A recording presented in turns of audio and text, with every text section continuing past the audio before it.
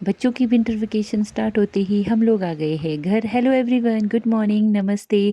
तो जैसे ही बच्चों की छुट्टियां स्टार्ट हो गई हम लोग आ गए थे घर, और उस दिन आते आते बहुत लेट हो गया था क्योंकि खोलने में बहुत सारा सामान आया था, वो हमें उतारना था। और घर पहुंचते ही हम लोग ऐसे तंदूर के पास मज़े से गप्पे मार रहे थे क्योंकि आजकल मतलब बहुत ज़्यादा मज़ा आता है तंदूर सीखने का। और ये देखिए साइशा और नानी जी, ये है मेरे प्यारे नानी जी।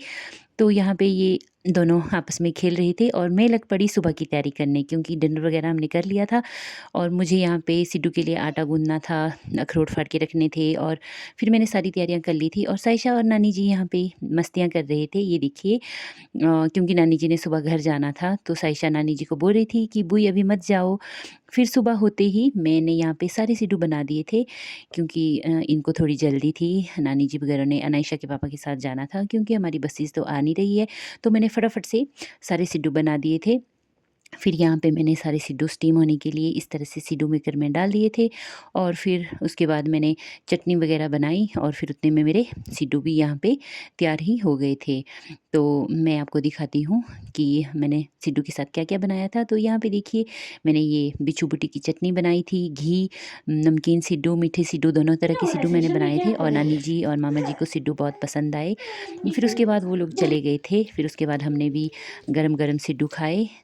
तो नानी जी वगैरह चले गए थे। फिर उसके बाद मैंने यहाँ अनायशा और सायशा को भी खाना खिलाया। तो यहाँ पे अनायशा मुझे रिव्यू दे रही थी कि मम्मा सिड्डू बहुत ही टेस्टी बने हैं। फिर हम सब हो गए थे फ्री। उसके बाद मैंने यहाँ पे तंदूर में आग जला दी थी और यहाँ पे राजमा की दाल पकने के लिए रख दी थी। फिर उसके बाद मैं यहाँ पे थोड़ी देर धूप में बैठ गई थी। तो हमारे यहाँ पे ना बहुत ही अच्छी धूप लगती है आजकल। तो फिर उसके बाद मुझे काम दिया था मक्की का आटा पीसने का। तो यहाँ पे देखिए मैं चक्की चेक कर रही थी, सेटिंग कर रही थी इसकी सारी।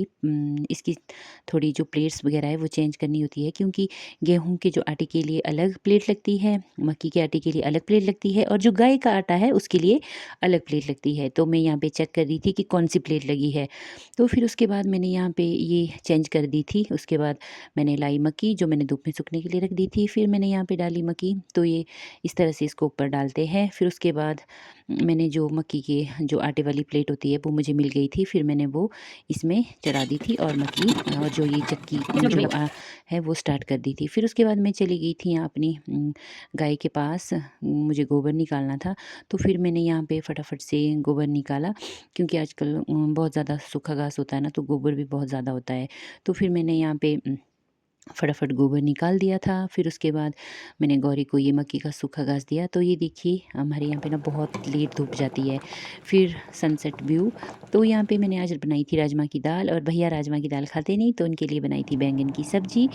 तो आजकल हमारे गाँव में बहुत मज़े लगे हैं। तो इस तरह से रहा आज का दिन।